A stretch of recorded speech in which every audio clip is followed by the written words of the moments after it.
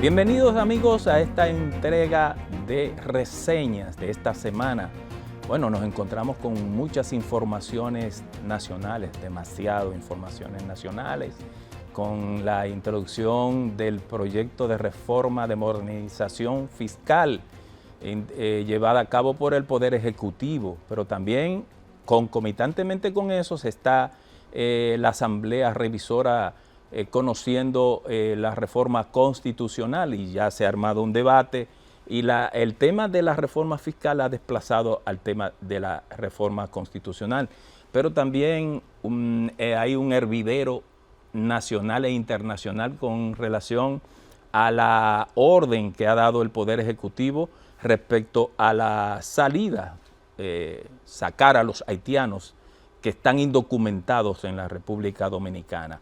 Como ven, estoy solo, la desertora de Adelaida Martínez se fue para España y me dejó solo, pero vamos a compartir con ustedes todas esas noticias, pero antes de presentarle lo que es el resumen de las informaciones que ocurrieron desde el lunes hasta el viernes, quiero hacer un comentario respecto al tema de las repatriaciones de haitianos.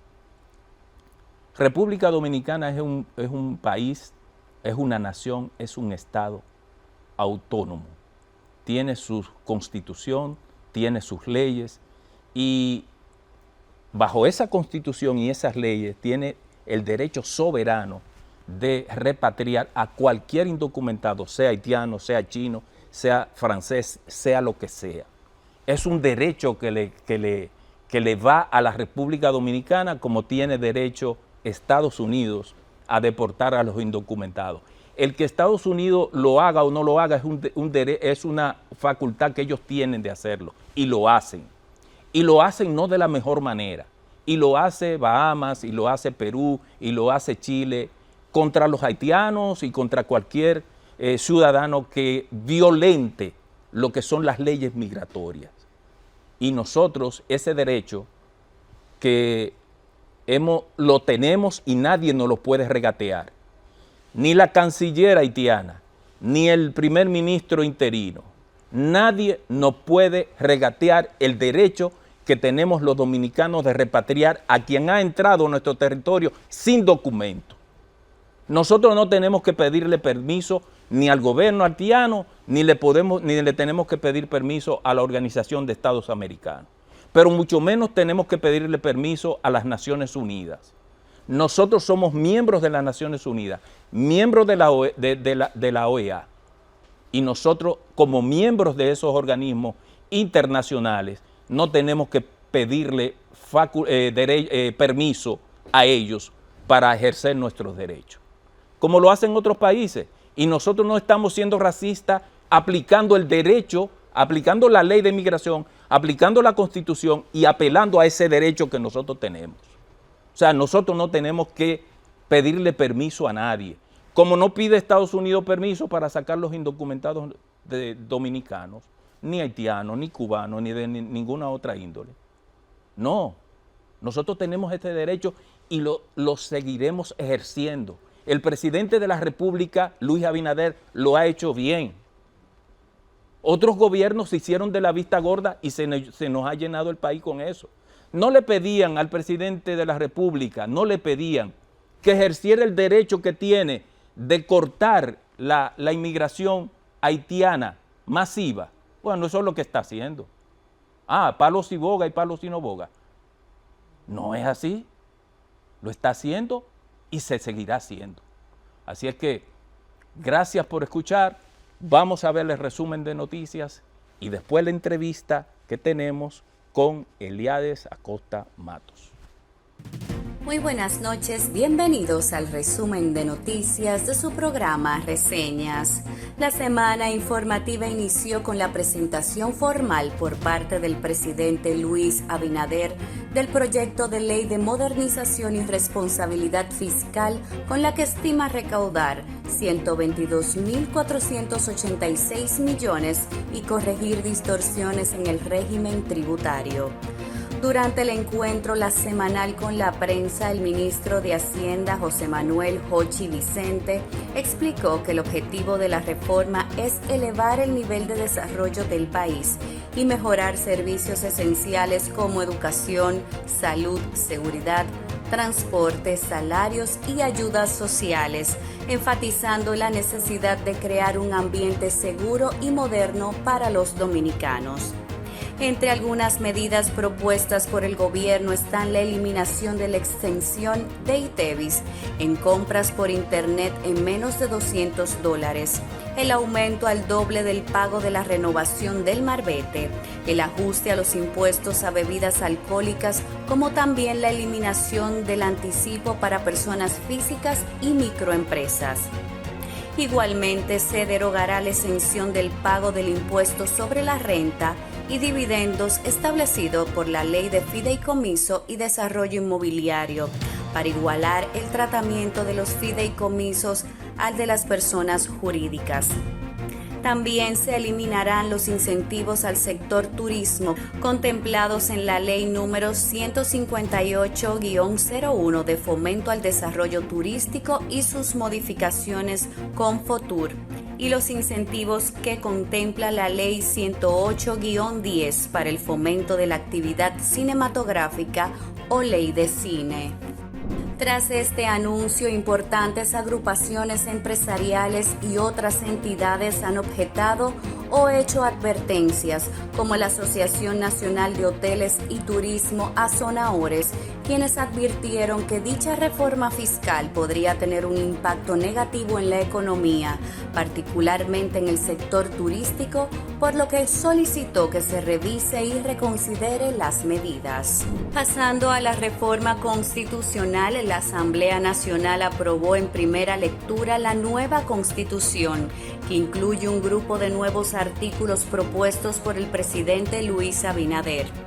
En la sesión, dominada en su mayoría por los asambleístas del Partido Revolucionario Moderno PRM, la Constitución se reformó punto por punto en los artículos enviados por el presidente en una primera lectura, recibiendo el voto favorable de la mayoría de los legisladores en cada votación.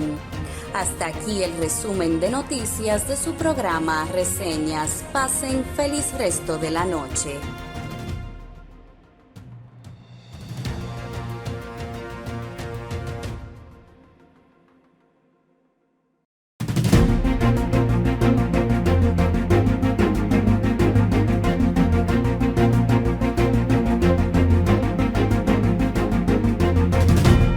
En la entrevista central de Reseñas nos acompaña Eliades Acosta Matos, filósofo y escritor. Eliades Acosta funge como investigador de la Fundación Juan Bosch.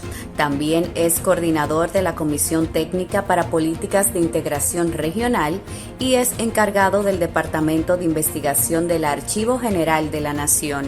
Como historiador, cuenta con una amplia biografía en la que figuran diversos títulos como 100 respuestas para un siglo de dudas, Los colores secretos del imperio, El apocalipsis según San George, entre otros. En la entrevista central de Reseñas nos acompaña Eliades Acosta Matos. Gracias por continuar con nosotros. Estamos en la entrevista central del programa Reseñas. Como les habíamos anunciado, está con nosotros un directo amigo intelectual dominico-cubano-dominicano, Eliades Acosta Matos, con quien tenemos el placer, el honor de analizar hoy con Eliades, señores, lo que está ocurriendo entre Israel, Palestina, Hamas, Hezbollah, Irán y las posibilidades de que esa guerra pueda escalar y de ahí derivarse una tercera guerra mundial, porque estamos hablando de un candidato, por ejemplo, como Trump, que dice, dispárenle a las reservas nucleares de Afganistán, de Irán. Algo ilógico y que a nadie se le ocurre en la cabeza. Pero yo quisiera que pudiésemos, Eliades, analizar el conflicto en dos partes. Historia de este conflicto, cómo se impone, antes de entrar en los detalles del 7 de octubre para acá, para poner una fecha, que fue cuando Hamás hizo la intervención en la zona de Gaza, en la zona donde están los asentamientos israelíes, y secuestró a un grupo de israelíes que estaban ahí, y entonces origina todo eso. Yo quiero que antes de eso podamos hablar con la audiencia lo que Samuel Huntington, un gran pensador, dijo que después de la Guerra Fría habría un choque de civilizaciones.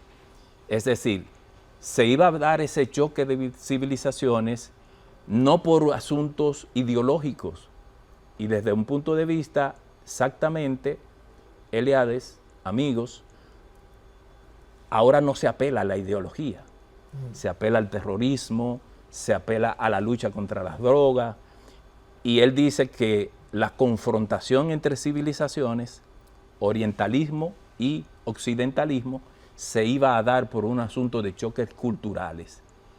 Bienvenidos al programa y te dejo la palabra. Muchas gracias, un honor estar aquí contigo, un placer. Mira, esto, como bien tú dices, hunde sus raíces en la historia. O sea, no es un conflicto que empezó el 7 de octubre, ni empezó ayer, ni siquiera en el siglo XX, es muy anterior.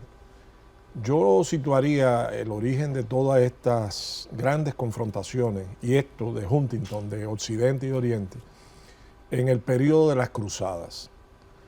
Las cruzadas fueron grandes movimientos geopolíticos de la época, bajo el pretexto religioso de recuperar el Santo Sepulcro. Exacto. Estaba en Jerusalén y estaba en manos de los árabes de expandir los imperios hacia Oriente, sobre todo buscando las grandes vías comerciales que venían de China y la India y que aportaban a las cortes europeas las sedas, las especies, el oro, las piedras preciosas, y ciertamente ese empuje con el entusiasmo, el fervor religioso con que se hizo, los grandes predicadores que recorrieron toda la cristiandad buscando que los príncipes y sus súbditos se alistaran en las cruzadas, fueron 9 cruzadas,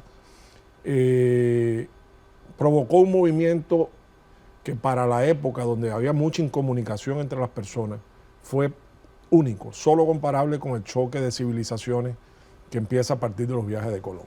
Exacto. Porque pone en contacto, lamentablemente a través de la guerra y los sufrimientos, y las matanzas y el despojo, la barbarie que toda guerra trae consigo, pone en contacto a Oriente y a Occidente. En el caso, las cruzadas fueron diversas y tuvieron diversos resultados. Unas fueron favorables para los cristianos, otras fueron favorables para los islamistas, pero lo que sí ocurrió fue ese choque brutal que sacó al mundo islámico de su eje natural, de su desarrollo natural. Fueron diezmadas las poblaciones, sobre todo masculinas, eso se refleja en la natalidad, fueron saqueadas las fuentes de riqueza, fueron conquistados los territorios, occidentalizados los territorios, y todo eso provocó una especie de dolor, de despecho, de resentimiento ante gente que la han sacado de su vida natural y la han puesto a vivir otra vida. Y ese sentimiento ha permeado toda la historia posterior. Los países árabes han sido tradicionalmente conquistados por las potencias coloniales europeas y han tenido el destino de suministrar materia prima, sobre todo petróleo, a Occidente. Y eso ha también incidido en la cultura. O sea, muchas veces estos países islámicos han visto como el enemigo a detener en la frontera a la cultura occidental, porque le cambia las costumbres, porque afecta sus creencias religiosas, porque los pone en una situación de subordinación y de personas de segunda. Incluso lo tipifican como gente peligrosa y que Claro, matan claro. por cualquier cosa. Y con todo tipo de defectos y vicios humanos. Esa es la visión occidental, claro, hacia a los orientales. Sí, entonces los orientales han visto muchas veces que sus guerras de liberación no han tenido éxito o la han tenido un altísimo precio, la de Argelia, por ejemplo, de millones de personas muertas, y que a través de la explotación actual del mundo global sigue la explotación de esos países y de las élites oligárquicas islámicas que en esos países, por ejemplo las monarquías del Golfo, han sido aliados de Occidente en esta situación. Entonces, tenemos Arabia Saudita, Qatar, Emiratos Árabes Unidos, en fin. Entonces, ¿qué tenemos? Una situación realmente explosiva que tiene raíces históricas, que no se ha corregido, que grandes masas islámicas siguen en la pobreza, en la humillación, sienten que su religión, que es su centro, está amenazada por el mundo capitalista moderno, global, que promueve el descreimiento, que promueve la libertad de pensamiento, la libertad de la mujer, que promueve también, digamos, prácticas religiosas menos rigoristas, el tema del velo en la mujer. Y la resistencia a eso se ha hecho muchas veces a través del terrorismo. ISIS sería el caso clásico, o sea, el Estado Islámico tratando de imponer su narrativa y lo contrario a lo que ha ocurrido hasta ahora, tratando entonces de doblegar a Occidente por métodos que en algunos casos, no todos, pero en algunos casos son realmente terroristas. Entonces ese es el gran escenario de fondo que se agrava con la creación del Estado de Israel. Porque el Estado de Israel es una especie de portaaviones de Occidente en el corazón del Medio Oriente. Y un aliado que aprovechó muy bien la imagen terrible que quedó de las persecuciones y los crímenes contra ellos en la Segunda Guerra Mundial. Antes de que entremos en la profundidad del tema palestino-israelí, que en años más recientes, como 1945, se crea el Estado israelí y hay una disputa relativa a que se ha estado peleando para que también se declare el Estado palestino.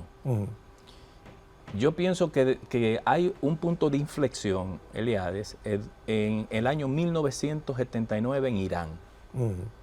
El ayatolá, que es quien toma la narrativa de Occidente y quiere a Irán meterla en esa narrativa, ahí entonces viene la revolución iraní. ¿Qué me explique esa? La revolución islámica. Que es además un fenómeno muy importante y poco estudiado por Occidente. Yo recuerdo las imágenes de la llegada del ayatolá Khomeini al aeropuerto en Irán.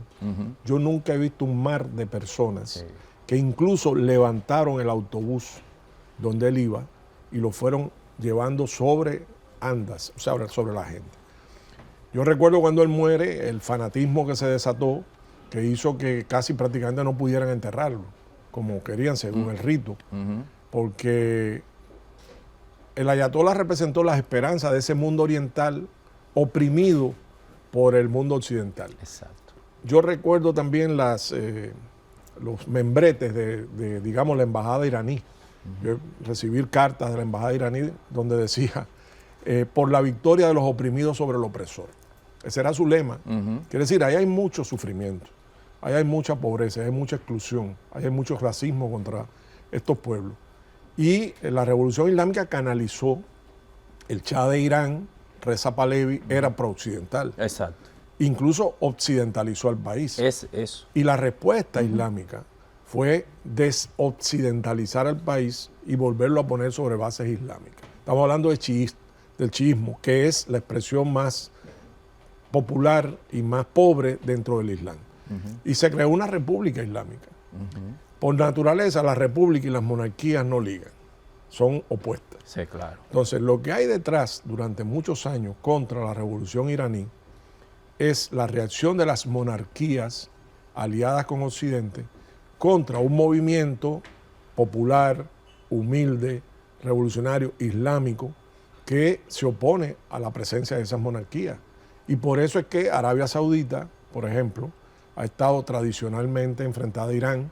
En este momento no es exactamente así, ya tienen relaciones, pero eso ha provocado un largo enfrentamiento. Repito, la creación del Estado de Israel se inserta en ese mundo y provoca nuevos conflictos. Que es un movimiento geoestratégico de Occidente. Claro. Y pienso, Eliades, que no sé cómo tú preguntas a cualquier habitante de Occidente, de los países occidentales, incluyéndonos nosotros, ¿qué tú crees de los árabes, de los musulmanes? Sí, y la peor opinión. Yo que he tenido la oportunidad de ir a Jordania, yo fui a Siria, yo estuve en Qatar, estuve en Egipto, fui a Israel, Libia quizás. Fui a Libia, o sea, he estado y realmente yo tenía antes de ir esa visión pro-occidental de que los árabes eran demonios. No, yo no vi eso. Claro está, lo que se destaca son los actos terroristas de los más radicales dentro del islamismo. Hay un sector muy radical, como hay dentro del occidentalismo, un sector bastante radical, claro que sí, que quiere imponer otra agenda. Yo quisiera que me pudiera analizar esa situación. Mira, las principales, estadísticamente hablando, las víctimas principales del terrorismo islámico son islamistas. Es decir, no son occidentales, no son franceses, norteamericanos ni ingleses. La mayor parte de las víctimas en cualquier atentado terrorista que hacen ellos son sus propios conciudadanos, por decirlo de alguna manera. Claro. Entonces, no solamente hay que ver el terrorismo enfilado contra Occidente, sino contra los propios pueblos islámicos. Han secuestrado una buena parte de la vida normal y han cambiado para mal la vida normal. ISIS es el ejemplo. Pero date cuenta que ISIS provocó una coalición occidental contra ellos, con toda razón. Utilizado por Occidente. Por Occidente, y que fue muy ineficaz hasta que Rusia entró en Siria en el conflicto. Ahí cambió la cosa. Ahí cambió la correlación de fuerza y Rusia cambió la situación a favor de Siria. Correcto, completamente. Entonces, sin embargo, antes, por ejemplo, fenómenos tales como que heridos de ISIS atendidos en los hospitales israelíes. ¿Quiere decir? ¿Cómo? Repite eso. Heridos de ISIS atendidos en los hospitales israelíes. Eso está en internet, se puede buscar. Quiere decir que no había un rechazo si no eran aliados estratégicos en la lucha contra Irán. Como fue Osama Bin Laden, claro, una hechura de Estados Unidos contra la Unión Soviética en Afganistán. 30.000 millones entregó los Estados Unidos a los talibanes en su momento, a los mujahidines, en realidad habían varias tendencias, contra la Unión Soviética. Hay una anécdota famosa que dice que Kissinger busca al presidente en aquel momento, no recuerdo cuál presidente era norteamericano, cuando se produce en el 78 la invasión soviética. Creo que era Carter. Era Carter, ¿no? Afganistán. Dice, por fin lo tenemos donde queríamos. Allí tendrán su Vietnam. Le dijo Kissinger. Quiere decir que todas esas son jugadas. Y estamos hablando de Henry Kissinger. De Henry Kissinger. Claro, un estratega brillante de política exterior. Así es. Entonces, la confrontación que tenemos aquí, bajo el aparente choque cultural de civilización, es más profunda. Es más profunda. Es mucho más profunda y tiene además muchas aristas que hay que tener en cuenta. Pero por lo pronto, repito, para volver al tema Israel, lo que agrava la situación en Medio Oriente es la creación del Estado de Israel como decisión de las potencias occidentales de tener una cabeza de playa o una punta de lanza en el Medio Oriente. Pero las Naciones Unidas emitió varias resoluciones decretando los dos estados. Y no ha sido respetada. Entonces vamos a ver esos detalles de la creación del Estado de Israel y por qué no el Estado palestino. Correcto. Después de la pausa.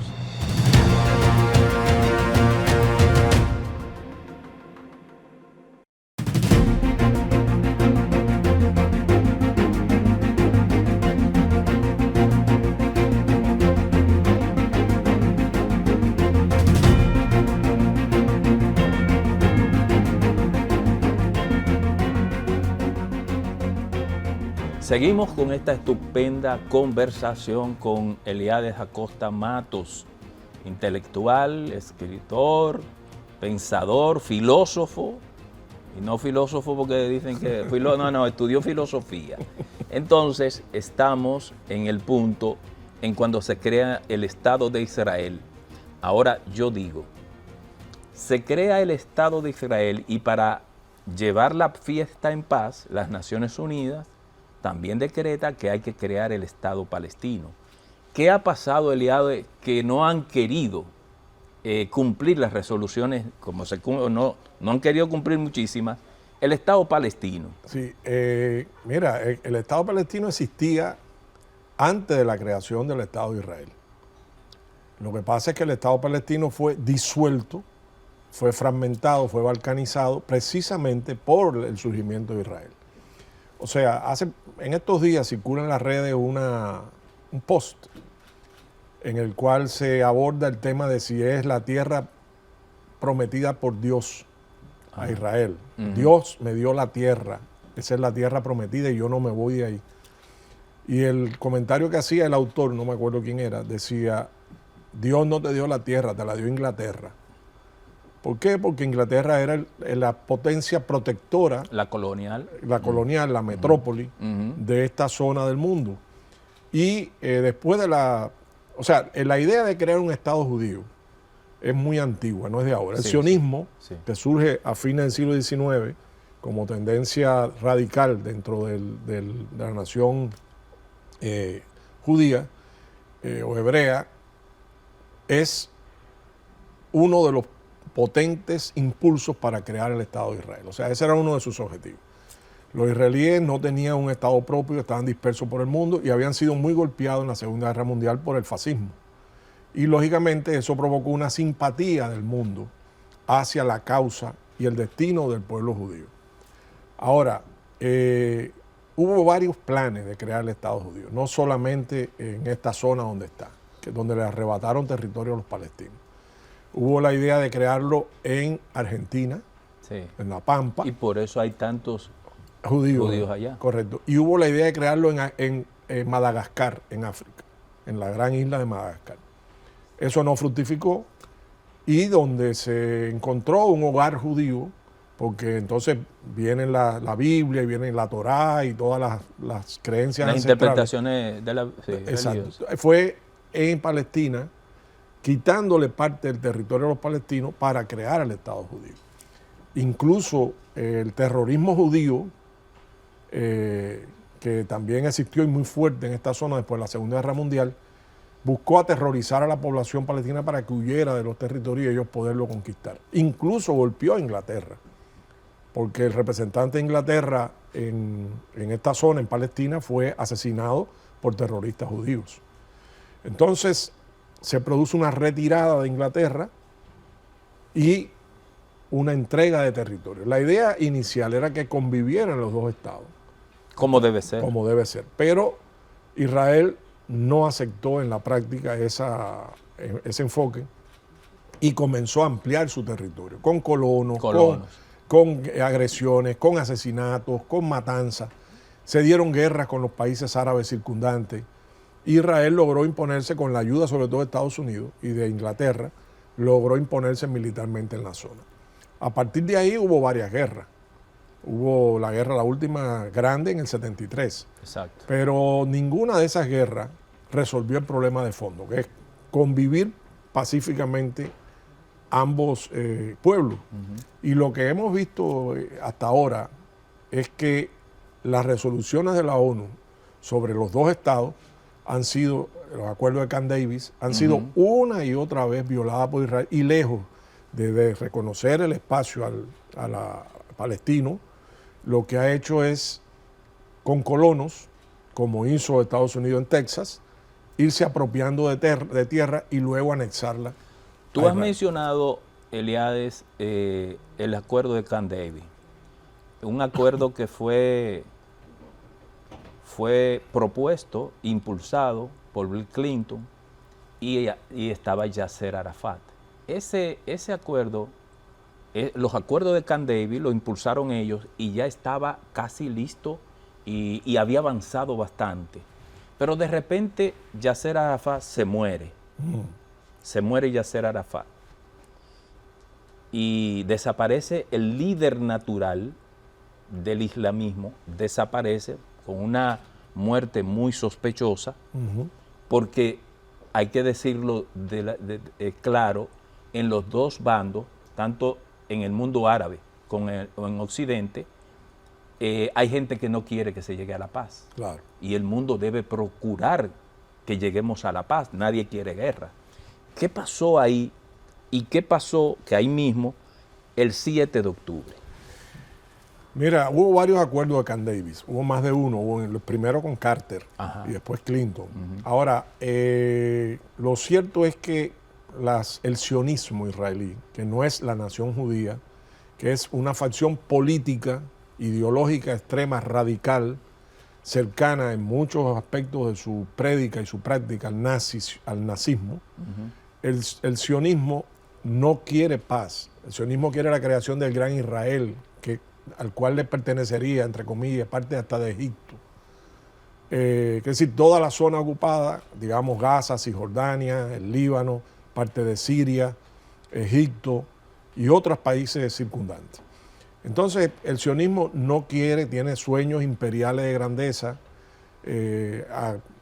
digamos, alentados por el fanatismo religioso y intereses económicos muy concretos también. La región es rica en petróleo, en gas, la región tiene un potencial económico inmenso y de esa región depende gran parte de la vida de las sociedades occidentales. Un ejemplo de eso, Elías, es que ya acercándonos al hecho reciente que provoca todo este escalamiento del conflicto, es que el 7 de octubre jamás, y yo tengo mis sospechas sobre esas acciones, jamás incursiona en territorio donde hay colonos israelíes judíos, se lleva un paquete de gente, lo secuestra, hecho que uno tiene que repudiarlo.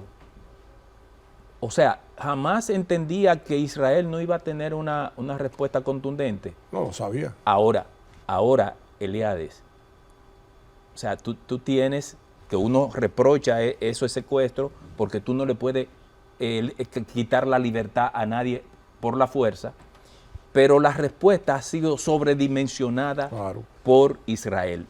Van 40.000 muertos, entre ellos la mayoría niños y mujeres. 100.000 toneladas de explosivos lanzados sobre esta zona. 100.000 toneladas. Sobre Gaza, que es un pedacito, que no es una gran... O sea, Cisjordania es mayor que Gaza. Es un genocidio. Es un genocidio. Mira, los israelíes han querido imponer una narrativa que ha fracasado por el rechazo mundial, de que antes de hablar de nada hay que condenar el 7 de octubre y los secuestros y todo eso. La película no empieza ahí, la película empieza hace 75 años, cuando se creó el Estado de Israel mediante la violencia contra los palestinos, y ha habido 75 años de humillaciones, dictaduras, represiones, asesinatos y muertes de los palestinos, incluyendo prisiones y secuestros. Porque si alguien tiene aquí secuestrado miles de personas, de palestinos, sin causa judicial y sin nada, en cárceles de Israel, donde torturan y matan, es precisamente Israel. Entonces, lo que vimos el 7 de octubre es una parte de la película que empezó hace mucho tiempo. Y no la puedes desconectar de las causas anteriores. Exacto. Porque hacerlo es como que de pronto se hubieran amanecido la gente de Hamas fanatizados o violentos y hubieran atacado a los locos. No, eso tiene sus raíces históricas. Ya hablamos desde la cruzada y hablamos de la creación del Estado de Israel. Ahora, Hamas es un mecanismo político interno sobre los palestinos que fue apoyado por Israel en su momento. Exactamente. Por Estados Unidos y por Inglaterra. ¿Cuándo? Cuando quisieron desplazar a la Organización de la Liberación de Palestina de Yasser Arafat del poder en los territorios, o sea, en Gaza y Cisjordania. Y lo mismo hicieron con Bin Laden, que tú lo mencionaste, cuando quisieron desplazar a los soviéticos de Afganistán. Entonces, cuando tú no valoras estrategia, cuando tú vives pragmáticamente la política de resolver hoy y no me importan las consecuencias mañana, pasan cosas como esta. Y pasan cosas como que jamás, que fue, repito, auspiciado por Israel, auspiciado por Inglaterra, auspiciado por Estados Unidos, luego se convierte en el enemigo, como Osama Bin Laden en su momento y Al Qaeda, enemigo visceral de quienes lo apoyaron al principio. Exactamente. Es un movimiento de resistencia válido porque incluso la ONU reconoce que ante una ocupación militar, la resistencia militar es válida. Exacto. Está en la ley internacional. Ahora, los métodos y las estrategias son muy difíciles de defender. Porque, por ejemplo, el tema de los secuestros de civiles. Es verdad que los colonos están armados. Esos colonos no eran gente en un picnic. Esos colonos están armados, esos colonos... Y entrenados. Entrenados y asesinan palestinos frecuentemente. De hecho, muchos de ellos están en lista negra hasta Inglaterra y Estados Unidos. Ahora, secuestrar niños, Sí. secuestrar mujeres, ancianos. eso no se justifica. No hay ninguna causa en el mundo que justifique la muerte de un niño. Ninguna ideología, ninguna religión. No la hay. Así es. Una buena causa tiene que buscar buenos métodos. Una mala causa termina buscando malos métodos. Y lo que ocurrió, yo lo puedo entender de muchos puntos de vista históricos y todo, pero no se justifica. O sea, quiero decir eso porque si los sionistas no están mirando, van a decir luego, oye, esto no hablan del secuestro. No, yo sí estoy condenando sin ninguna sombra de duda eso como método de lucha. Igual Así que es. poner una bomba en un auto, en una calle donde pasan niños, mujeres, ancianos, infelices, que no cambia nada la bomba, la correlación de fuerza militar, Así ni es. cambia la correlación de fuerza económica. Eso no tiene justificación. Ahora, también condeno, y tú lo has dicho, la respuesta brutal, desproporcionada, abusiva, genocida de Israel contra un pueblo desarmado.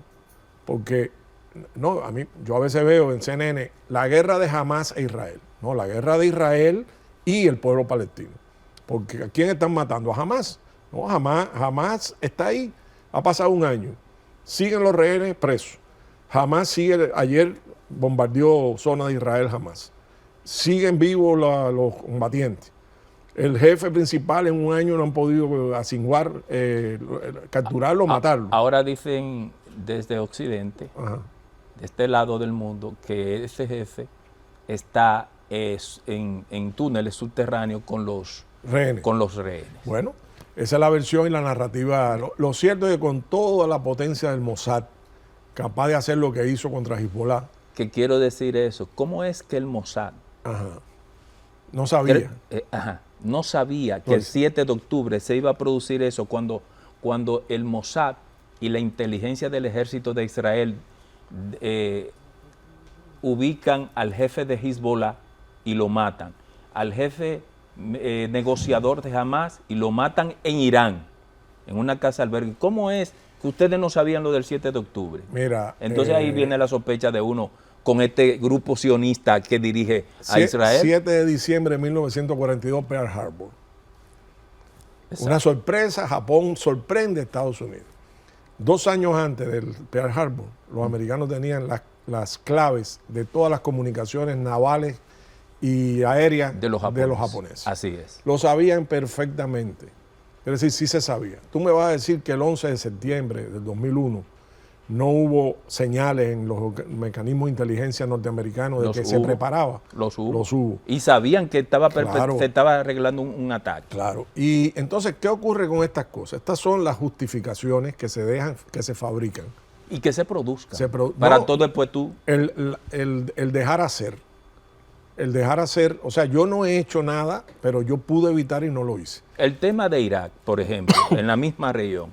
Irak, dice Estados Unidos en el seno de las Naciones Unidas, que el líder iraquí, Saddam Hussein, tenía fabricación de armas de exterminio masivo. Y por eso fue la razón por la que Estados Unidos invadió a Irak. Cuando van los inspectores de las Naciones Unidas y le preguntan, ¿dónde está la fábrica de armas masivas, de destrucción masiva? ¿Dónde están? No se encontraron nunca. Y Colin Powell fue a la Nación Unida con unos tubitos de ensayo. Está la foto famosa mostrando las sustancias prohibidas que se hacían en Irán, en Irak, contra el mundo, ¿no? Sí. Entonces, a la hora de justificar hay muchas formas de justificar. Bueno, la invasión americana del 65 aquí en República Dominicana. Correcto. Y la del 16. O la Sí. del 98 en Cuba con la explosión del Maine en La Habana, en la bahía de La Habana. O sea, son todos pretextos muchas veces para poder desplegar planes estratégicos y hacerlo de una manera elegante, digamos. Tú me provocaste, ahora yo me tengo que defender. Pero defender matando niños y mujeres, matando inocentes. Porque yo puedo entender, digamos, que entre fuerzas, lo que está pasando, que se ha silenciado. Ahora, ellos han tratado de invadir el Líbano por tierra. No han podido. No han podido. Hay un oficial, ellos reconocen 25 muertos. Hay un oficial israelí que tenía una cuenta en Twitter que se llama Supermensch, que había sido un alto oficial de la Fuerza de Defensa de Israel y está en la oposición de Netanyahu. Y dice, no son 25, son 300. Y aparte de los 300 muertos, hay no sé cuántos tanques y no sé cuántos vehículos blindados destruidos. Porque la respuesta de Netanyahu, Hezbollah no es no, Hamas. la respuesta de Netanyahu, ¿tú sabes cuál fue? Le mandó una turba de colonos y de extremistas a lincharlo en la casa. Y él le advirtió, digo, todo eso yo lo leí ayer. Sí. Él le advirtió, yo tengo 300 sobrinos y familiares en la fuerza de Israel, entre ellos altos oficiales. La próxima vez que tú mandes verdugo a mi casa, se va a acabar tu gobierno y te vas a acabar tú. Le quitaron la cuenta en Twitter. ¿Por qué? Es forma de censura. Sí, realmente uno viendo, porque no es que uno tenga una posición antioccidental, porque nosotros somos occidentales. Nosotros somos occidentes. Nosotros somos occidentales. Yo soy pro pueblo norteamericano. Claro. Yo. Ahora, lo que hace la cúpula política, lo que hacen esas cúpulas políticas en Estados Unidos y con los aliados de Estados Unidos, por ejemplo, Europa, que está como un títere en el medio, ¿cómo es que se produce una confrontación narrativa del occidentalismo y el orientalismo? Y Europa, que es un continente grande de casi 30 países que conforman la Unión Europea, y tú no ves a esa gente nada más siendo títeres de una narrativa que lo que va a hacer es a desestabilizar el mundo y puede provocar una guerra mundial. Tú lo dijiste al principio, tus temores racionales sobre el escalamiento del conflicto y la posibilidad de desembocar en una tercera guerra mundial. Así. Sobre eso decirte, mira, hay un dicho en nuestros pueblos que dice, perro huevero aunque le quemen el hocico, sigue comiendo huevo. Así es. Entonces, ¿por qué se mueven estos intereses geopolíticos? Por dinero, por ganancia. Aquí no hay ni nada caballeresco. Aquí no hay defensa de religión cristiana, ni de liberar el Santo Sepulcro, los pretextos de las cruzadas. Aquí no hay tampoco de expandir la civilización hacia los infieles. Aquí hay una pelea pura y dura por ganancias, por dinero, por control y por poder. Y así usan Europa y así llevan a los pueblos como si fuera al matadero, mintiéndole en los medios, mintiéndole en las redes, influyendo incluso subliminalmente en las personas, mandando mensajes como eso que tú dices, que nosotros consideramos que los árabes todos son terroristas. Y en realidad lo que puede ocurrir, ese escalamiento es perfectamente posible. Sí. Estamos ahora en víspera de una respuesta israelí al ataque iraní, que tampoco fue lo primero. El ataque iraní es consecuencia de anteriores cosas. Bueno, si gana Trump yo espero lo peor, porque él ha declarado que por qué Israel no ataca las bases nucleares, porque tú te estás volviendo loco. Que el propio Biden le dijo a Netanyahu que no se atreviera a hacerlo. Biden, su aliado principal. Sin embargo, pueden atacar también las instalaciones petroleras. Sí. Irán les advirtió, si atacan las instalaciones petroleras, arderán todas las instalaciones petroleras de la región. De la región, desde Arabia Saudita hasta Azerbaiyán. Es decir, ahí no va a haber términos medios. Y todo país que permita que Israel, por ejemplo, Estados Unidos, Inglaterra, use su territorio para atacar a Irán, lo consideraremos enemigo también. Bien, pues muchas gracias, Eliades Acosta Matos.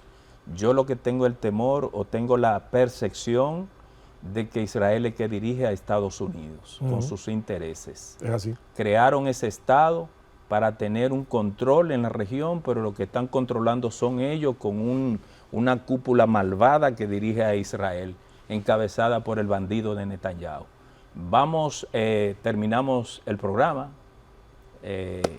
Los esperamos la próxima semana con un tema interesante que nosotros vamos a tocar relativo a la reforma fiscal de lo que se está hablando aquí en el país. Así es que tengan buen fin de semana.